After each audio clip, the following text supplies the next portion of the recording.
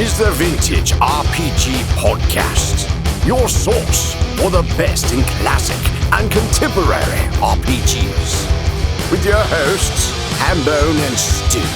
Welcome to Vintage RPG Podcast, coming at you again from the clubhouse hidden somewhere in the swamps of New Jersey. I'm John Hambone McGuire, and with me, as always, is the founder and publisher of Unwinnable. The only thing expired in his wallet is an Arkham University ID, Stu Horvath. Hi, Hambone. How's it going, man? Yeah, hanging in there. Well, very, very, very cool. I'm a thrilling conversationalist. Yeah, I mean, we just went in depth before we hit record about how it feels like fall, even though it is still quite summer. But here we are. I've had the air conditioning off for 2 days. We're old dudes. This is how we do it. Yep. Talking about the weather. All right. So today we're going to talk about a very special wallet. I think in the past we've talked about like the Dungeons and Dragons wallet from back in like 1983, like the really it's plastic, but is it kind of wallet? Nefarious type of material kind of wallet that you're afraid if you open it up for the package, it'll disintegrate at this point in time. But this is something a little bit more hearty. This is definitely more hearty. So what I have in front of me is the Arkham Investigator's wallet prop from the H.P. Lovecraft Historical Society. That name might sound familiar to you. I think we did a podcast on the Masks of Nyarlathotep box of props that they did way back when. If not, that's was total remiss on our part. We should have. I think we did. I feel like we've at least talked about it like adjacently. Yeah, it's lovely. They do a great job with their they have props. They do radio shows, adaptations of Lovecraft stories, which are pretty great. I have a couple non-RPG related props. There's this great megalodon tooth that has some Innsmouth themed scrimshaw carved into it. Wow. All right. Yeah. Love it. They do a great job. So there were two versions of the Nyarlathotep prop box set. One was like reasonably priced at like $110 or something like that. And then there was like the super deluxe that came with like cultist robes. And I was just like, well, I'm not getting that. Like I have my limits. Yeah, you already own a bathrobe, but that's neither here nor there. A couple years ago, they offered some of the deluxe props separately, standalone. So I have like a big faux sandstone Eye of Light and Darkness on the shelf out in the clubhouse, which is pretty great. Anyway, most recently, they announced that they were going to create the Arkham Investigator's wallet. It would tie directly to a scenario that they published called The Dog Walker, licensed by awesome. licensed from Chaosium. So it's official. You can play that with a group in the traditional mode, or you could download a PDF that has the scenario arranged as a solo, which I have done. It is cool. A lot of the props within the wallet are keyed to that, and you have to customize them with a little bit of handwriting.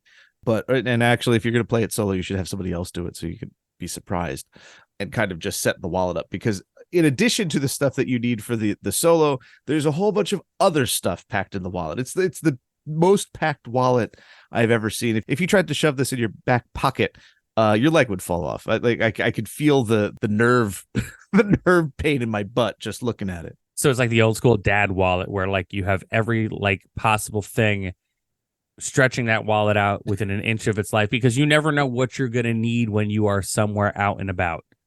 Yeah, and this is one it's the one that is really meant for the inside of a blazer jacket, in that it's the size of a flat bill.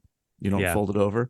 It's just chock full of stuff, man. And it's so, when I was a kid, my attic was half finished. Like it was just storage space. And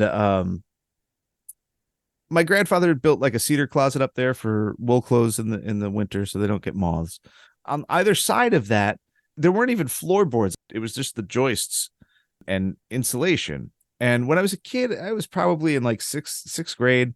We did a really thorough clean up there and got rid of a lot of stuff and just generally cleaned out. And I saw something kind of like laying across the joists back there that I'd never seen before because there was so much junk in front of it.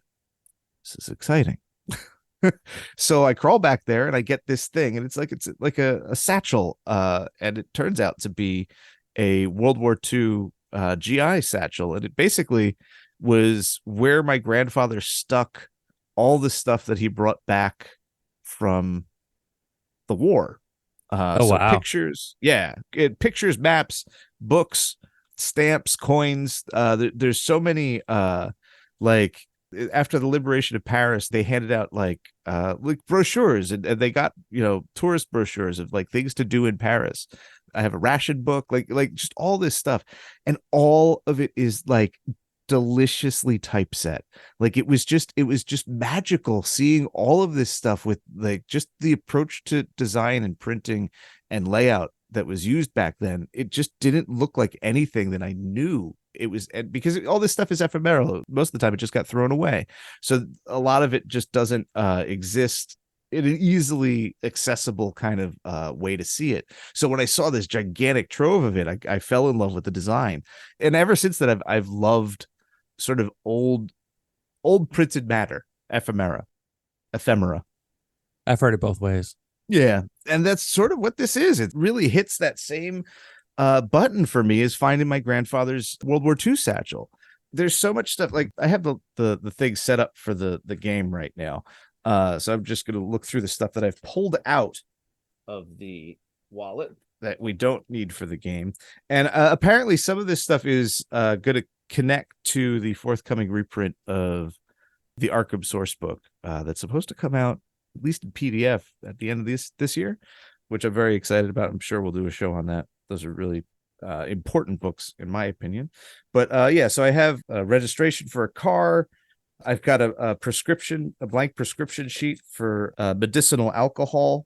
Well, because remember, it was prohibition. You weren't supposed to have it for fun, but you could, I guess, for some sort of condition, have it for medication.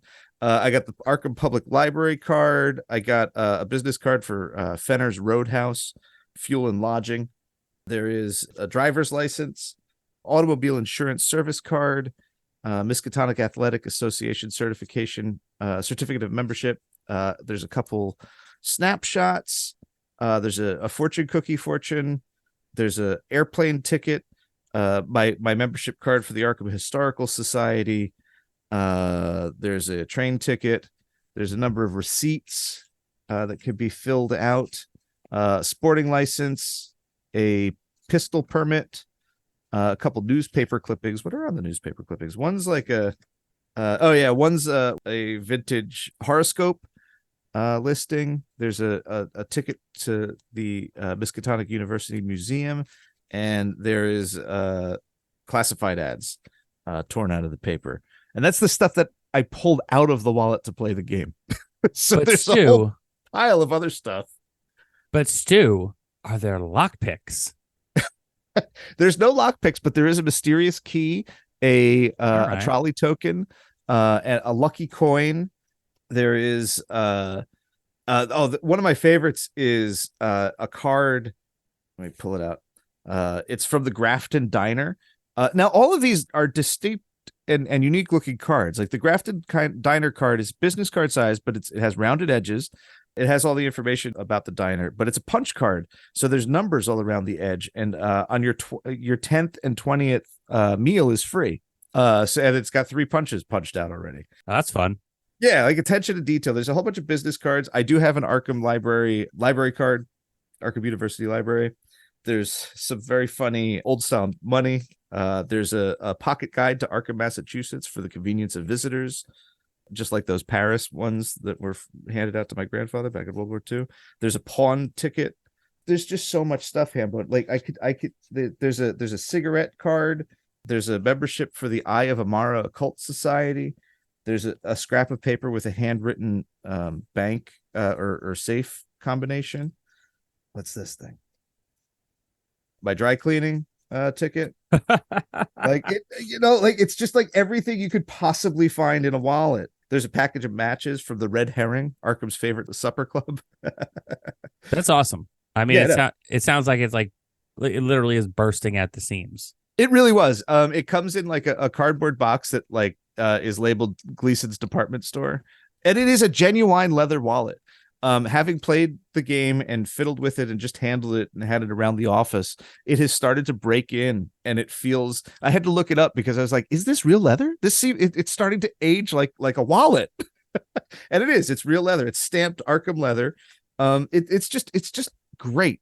I just love to have things like this. They make the game kind of come alive in a way that is really fun and unique, and you can't do this with most games. I've seen props for D&D, and sometimes they're cool, but like more often than not it's a little Ren Fair cheesy, and like there's something about this that I find heightens the mystery and brings you back to a different period of historical time in a way that is unique for a game like Call of Cthulhu, or any kind of game that hews to a modern or a semi-modern historical setting. Oh yeah, these Arkham dudes don't mess around, and I think it's like the coolest thing. I mean, I remember bringing the box home from Gen Con for you, and I was like, "Hey, Stu, there's this other." You're like, "No, Hambo, just that one that you're bringing me back is fine." Yes. And I was like, "Wow," I wonder. I was like shocked that you didn't like go all in, but now that I find out it's literally cultist robes. I get it, I understand it. Well, no, I mean there was cultist robes. There was like a wand, a set of Egyptian staffs. Like there was a bunch of stuff in there, but it was just like, yeah. I don't have the space for that, and it was really expensive. Yeah, and then next thing you know, fast forward to many years later, Jared's running around the house pretending to be Obi-Wan in the desert with the robes and whatever, because that'd be funny. It's funny you mentioned that because he broke one of my Star Wars glasses today, and I'm very cross about it. Oh, one of the old McDonald's or Burger King ones. Yeah, he got the Emperor's throne room. He got the good one. Yeah, he walking him to camp today. He was just like he was really sad. He knew he screwed up. Like I'm not, he didn't get yelled at or anything. But he was just very much like. But he was just like, Dad, if you had put your glass in the sink at the end of the night, it wouldn't have been there for me to break. And I'm like, dude, that's not an apology. Like I know that isn't the apology. Jesus, kid. Wow, he is wise beyond his years. So Stu, before I hit that go home on this episode, real talk, you got all your cash and your driver's license in this wallet, right? This is your daily driver now.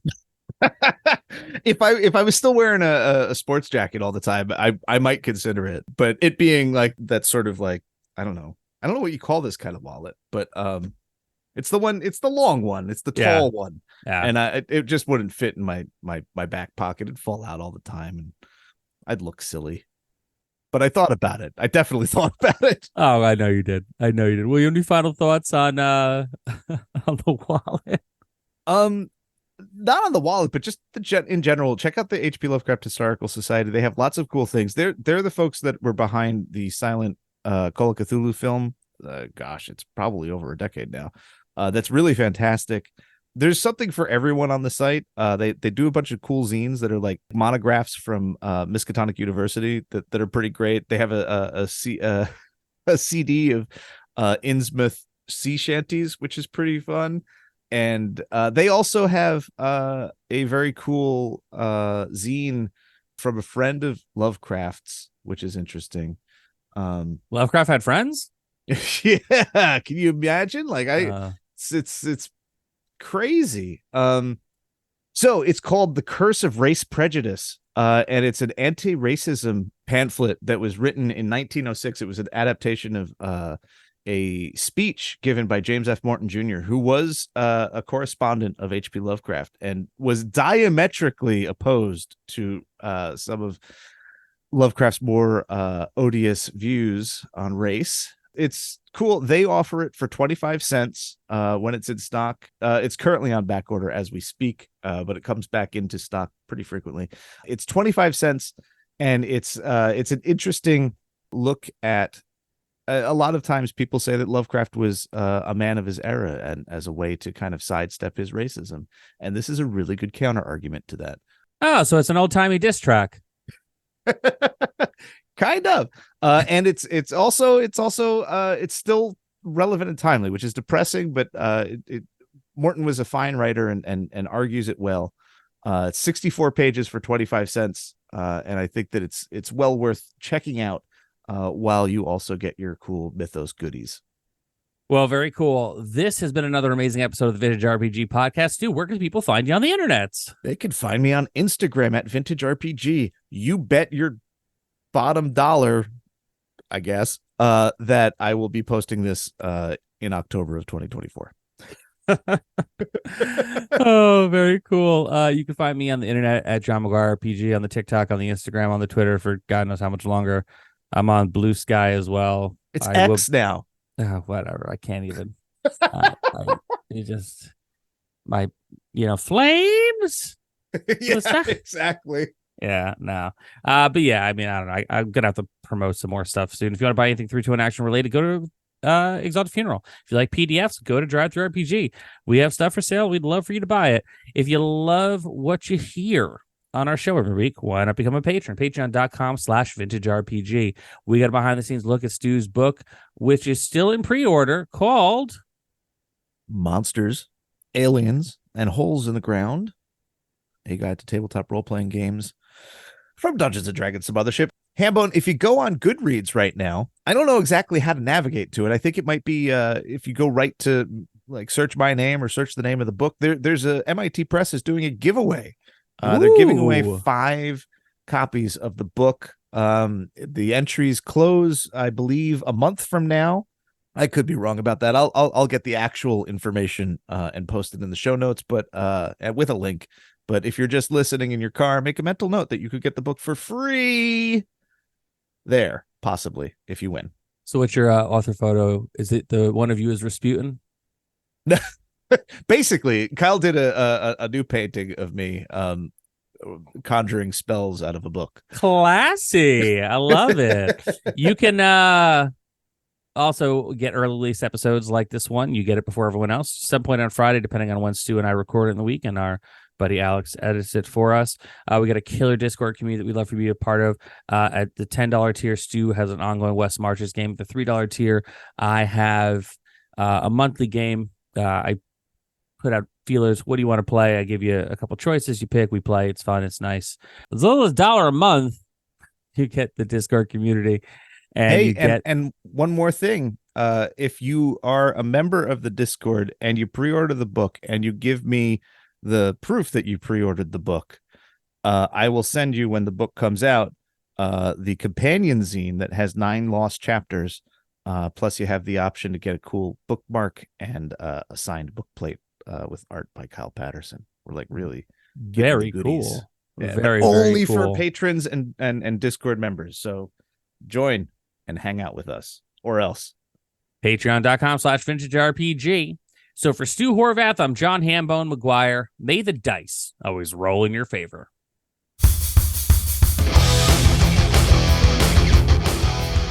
Thanks for listening. Don't forget to like, review, and subscribe to the podcast. Every review helps other listeners to find us. The Vintage RPG Podcast is a ham-fisted production. Music by Dego West. Art by Schaefer Brown. If you like the podcast, you should also consider becoming a patron at patreon.com.